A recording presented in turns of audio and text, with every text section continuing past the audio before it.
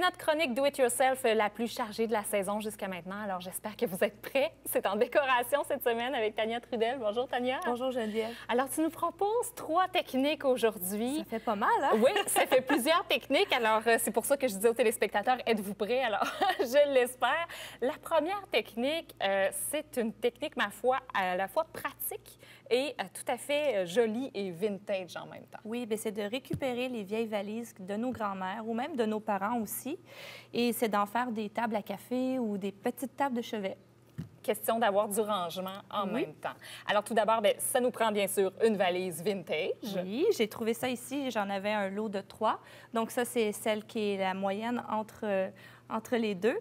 Et ce que j'ai commencé par faire, bien, c'est de penser, en fait, de mettre nos pattes et comment les visser en dessous. Bien oui, pour la faire tenir. Mais d'abord, est-ce qu'on peut choisir n'importe quelle valise? Ou... Bien, idéalement, oui, exactement. Ça, c'est bien que tu le dises parce qu'il faut qu'elle soit quand même solide pour être capable d'apposer notre cadran, par exemple, ou notre verre d'eau si on est devant la télévision. Donc, c'est d'avoir aussi quelque chose qui est solide. Une surface plate aussi, assez plate. Ah oui, parce qu'il y en a qui sont ondulées parfois, des valises. Sont un peu arrondies, alors c'est pas l'idéal pour les tables à café. On commence avec les pattes. Oui, bon, bien, c'est ça. On retourne à ce que je disais. C'est que moi, j'aime ça quand que les petits agencements qu'on peut mettre nos pattes dedans, qu'on retrouve partout dans les grandes surfaces. Ça a l'air de ça en métal.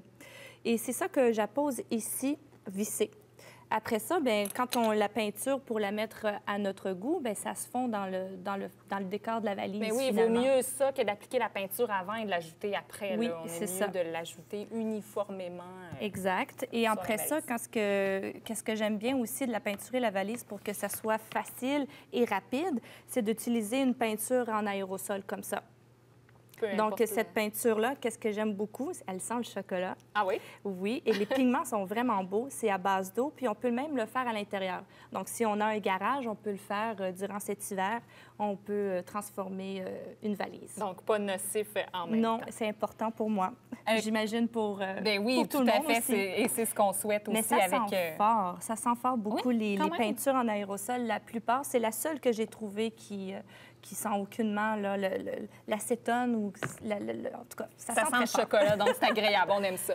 Oui. Pour les pâtes, comment est-ce qu'on les installe? C'est assez simple, finalement. Oui, ça s'achète tel quel, comme ça. Il y en a plusieurs modèles en grande surface et elles viennent avec un embout qu'on peut visser directement dans la plaquette, comme ça ici. OK, tout simplement comme ça. Oui. On tourne. Et on tourne le tour est joué. Que c'est... Pas besoin de fixer davantage que ça. Et c'est pas plus compliqué que ça. Ça tient. On a un exemple fini. Oui. Tu vas nous montrer l'autre valise que tu as réalisée. Tadam! Qui est très belle. Et ça nous montre à quel point on peut faire aussi les motifs, agencer la couleur. Exact. Et tout ça. Et on a un rangement à l'intérieur. Oui, c'est ça. Bien, c'est bien parce qu'elle était en cuir avec la belle patine. Je voulais pas toute la couvrir. Alors, tout à fait. Petit truc pour l'odeur que tu nous as donné juste avant la chronique. De l'extrait de vanille pure à l'intérieur des valises, ça enlève les mauvaises odeurs. Oui, toutes les mauvaises odeurs, surtout la boulamite. C'est ce que j'ai trouvé. Je l'ai essayé. Ça prend 5 jours et ça se résorbe dans le fond dans votre petit plat, mais c'est très important que ça soit de la vanille pure, d'extrait vanille pure. Et si ça continue à sentir, au bout d'un mois, on arrive à passer au travers de l'odeur de l'ébolamite. Autre technique que tu veux nous présenter aujourd'hui, Tania, c'est à partir de 2 tables à café que l'on a peut-être à la maison, c'est de créer le fameux banc d'entrée parce que c'est tellement pratique l'hiver pour attacher les bottes. Ça peut nous servir de rangement à l'intérieur également. Alors, comment est-ce qu'on procède? Bien, j'ai ici un foam ou une mousse mémoire que j'ai trouvé ici dans une grande surface de boutique textile. On peut trouver ça un peu partout.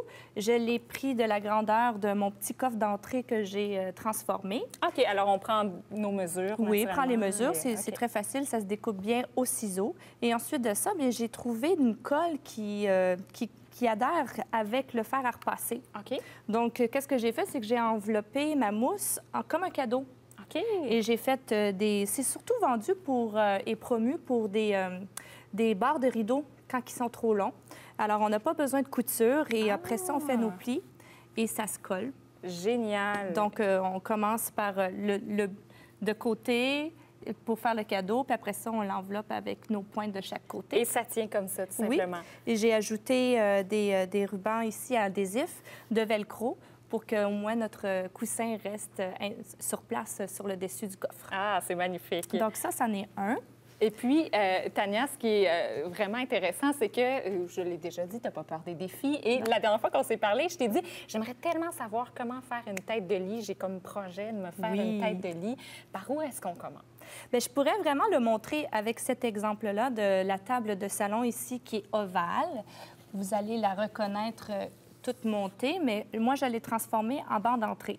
Mais ça revient à la même chose que si on veut faire une tête de lit, de prendre une base en bois, d'y mettre une mousse ici que j'ai collée avec une colle contact, et ça existe, la colle Lepage contact à base d'eau. Donc, encore là, on est écologique. En même temps, et on met notre mousse en polyester.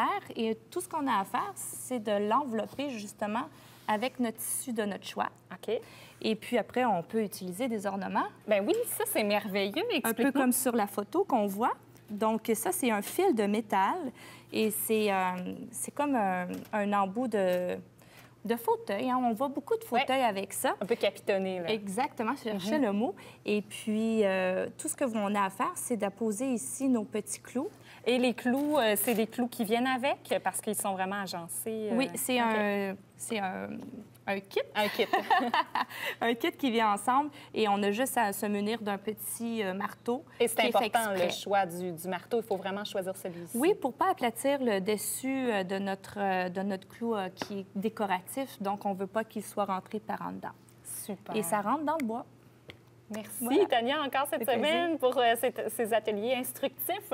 C'est notre avant-dernière chronique. Oui. Et pour dans 2 semaines, pour notre dernière chronique, qu'est-ce que tu nous proposes?